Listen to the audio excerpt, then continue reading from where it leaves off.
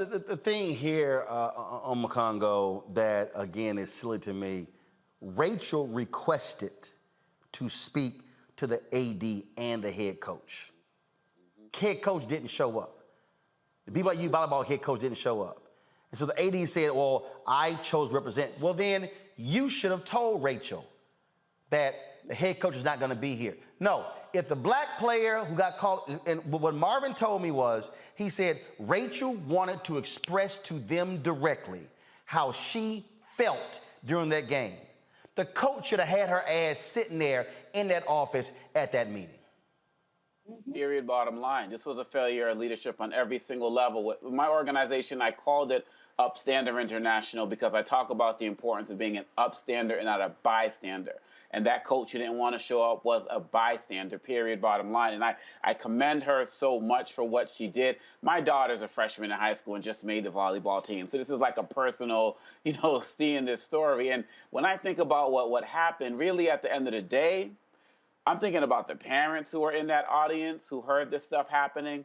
I am thinking about those coaches. I'm thinking about those players and everything. Really, at the end of the day, this represents the culture of a community. And this actually connects to our last segment, Roland, because we were talking about semi-fascists and all of that. This is how it starts. When people say stuff, throw out slurs and throw out these things, and they don't get challenged. And these guys become the politicians, the teachers, the leaders, and so on and so forth. They need to be challenged and metaphorically hit in the mouth when those things happen. Let's be mindful of the fact the police, from what I understand from the story that you sent us, Roland, the police officer was not put by the bench because of the racial slurs, but because that same guy said to watch your back.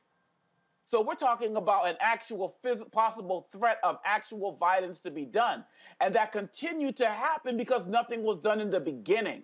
And so those BYU players should have challenged it. And look, I commend everything the Duke players did. But this is not the 60s, right? We celebrated Bill Russell and so many of these other brothers and women who had to play through these different times, and we get it. But nowadays, if those Duke players decided to walk off the court, this country would have had their back. The world would have had their back. And so everybody has the ability to stand up and challenge this ignorance and hate. All of this lies on BYU, but those players who are on the Duke team as well, walk off. We throw out guys from NBA games, right? If they say something snide to a player or disrespect somebody's wife. When Russell Westbrook got into that argument with a player, with a fan, they got rid of him and banned. They throw these guys out for less. And they need to do more to protect our sisters in these venues and all athletes, because it's only going to get worse if it doesn't go unchecked. So I commend the dad. I commend Rachel. I commend what's happened. But you said more could have been done. In that BYU community, you had the light shown on you and you showed who you truly are. You need to do better, and the world is watching. And bottom line,